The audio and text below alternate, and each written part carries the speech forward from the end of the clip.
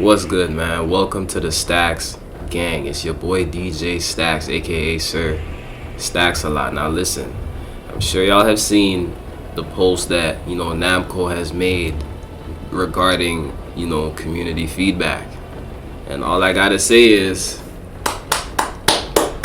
congratulations. The developers, and especially Harada's little short ass, is actually listening to the community. This is a step in the right direction. Shit ain't perfect, but this is a good move by Namco. You know what I'm saying? I gotta give them credit where it's due. It's not the first time they've listened, to the community, but it usually takes them, 10 gazillion years to do so. You feel what I'm saying? But let's just say the only reason that they even did listen to the community is because everyone was crashing out over throws doing damage to the person who successfully breaks the throw. That was crazy. Pro players, youth content creators, and even the general player base was talking about this. So of course they were gonna fix it. Of course they were gonna address this. They got pressed over there at Namco, and this is how it's supposed to go. If us as the consumers don't like what we're paying for, we're supposed to speak out, give feedback, constructive criticism, and the developers should listen to their fan base. We are the target audience. We have control over all this shit. I want people to understand that these video games are made for us. You get what I'm saying? But anyway, I'm gonna go over some of the changes that they mentioned in the recent patch notes that they dropped. And these aren't the complete patch notes for Season 2. It's like a little sneak peek of what they're adding to the game.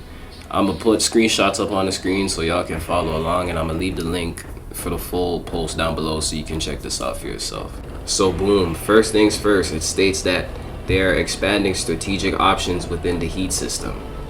Basically, when you do a heat engager, and I'm assuming heat burst as well, that you can transition into crouching state by holding down forward, or down back. I'm not sure how that would work for heat engagers, because I'm pretty sure you can already do that. But with heat bursts, which I assume that they're talking about as well, say for example, you're a Kazuya player, you do heat burst, and you want to go for your while standing 1+2 just for the frames. It's safe, it tracks a little bit. You can do stuff like that. It just gives you more option. You can go into his crouching throw, etc. That's a good change, W change. Secondly, they state that they are rebalancing offense and defense within the heat system, aka chip damage nerfs. Now this right here is something that I've wanted to see in this game for a long time, bro. Less chip damage. The chip damage was OD for certain moves, and especially heat dashes.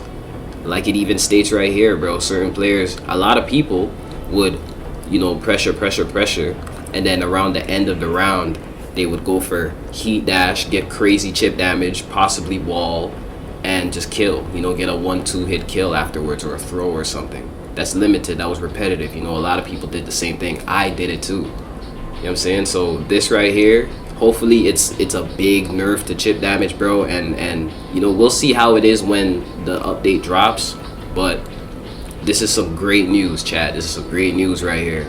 It's about time, long overdue. Now thirdly, and this one's probably my favorite so far, it states improvements in controls to bolster defensive techniques, aka buffering moves and sidesteps, mainly sidesteps and just movement overall. So say for example, you're stuck in heavy pressure and someone's pressing mad buttons in your face. You're fighting against a Nina, and you may make the right read to sidestep because she's gonna do her power crush or something.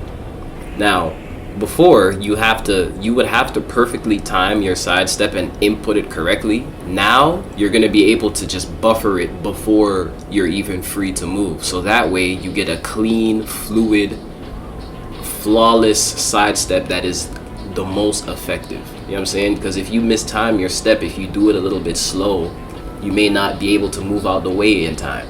So now with this, you'll be able to step like an AI. This is great. This is something that, again, is long overdue. This should have been in the game this shit should have been around since Tekken 6, gang. But whatever, you know, no complaints. It's finally here, whatever, right? But I'm really gonna enjoy this change. You know, this is gonna play a big role in my defensive game, personally. You know, I'm sure this is gonna affect other people's defense too, in a good way. You feel what I'm saying, Chad? This is great. This is great news right here. Now, the main thing the Tekken community had issues with was definitely the fact that if you broke a throw, that you would receive a fat chunk of chip damage for it. You know what I'm saying? Even though you made the correct read. I'm sure y'all already know that they're canceling that idea. Whoever's idea that was over there at Namco, they need to throw his ass off a cliff, gang. Like, where's Heihachi, gang? Like, y'all niggas need to dispose of him. But there's other changes to throws. It states here that they're loosening the input window for 1+2 breaks. That one is kind of interesting because personally, I don't have an issue with breaking throws. I don't have an issue with throws in general. So this is minor to me, but I find it kind of weird that regular throws will be getting a 6 frames of more recovery, so it's, you know, it's easier to react and punish, and it leaves them more open. It's more of a risk to just do a normal 1 or 2 break throw, but 1+2 throws won't be affected. I'm assuming it doesn't say that, so it's like, that's weird. And then 1 or 2 breaks also don't get a better break window, so it's like, that's an interesting change. Personally, it doesn't affect me either way. I like this change, bro, because, well, there are times when I have crouched under throws on accident and I wasn't quick enough on the reaction to get a free whiff punish. Sometimes I would go for the whiff punish too late and end up getting punished for it. You know, little dumb shit, but this is a good change all in all. I don't really care for it though, but whatever. And then they state that the thrower, you know, the outrage that they caused with, you know, oh, you take chip damage for breaking the throw. They said fuck that, and the thrower will receive 1 HP on a successful throw. So if you land a throw, you get 1 HP, which is calm. That's light, chat. And if you, as the opponent, someone grabs you and you break the throw, you get 5 points of recoverable health. Not that you gain 5 HP, but you gain, like, you know, the recoverable gauge that's next to your life bar. You'll basically get 5 points of that, so that you can, you know, if you're just constantly trying to grab your opponent, they keep breaking throws, they're gonna rack up more recoverable health that they could increase by hitting you.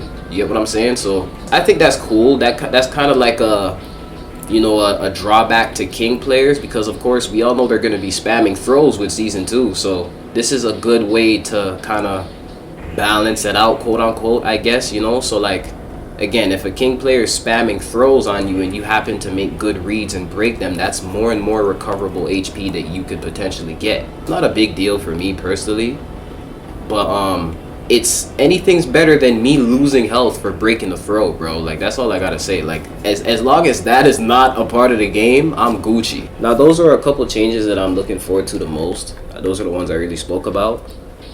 But I have a concern, because it says right here that while these changes are going to be applied ASAP, that there might be a slight delay, and it's scheduled to be completed by the start of Tekken World Tour 2025, starting on May 9th, a whole month from now. I don't know how I feel about that. Does that mean that we could potentially be waiting for these minor changes, like the throw break change, and, you know, the bufferable sidestep change, for a month?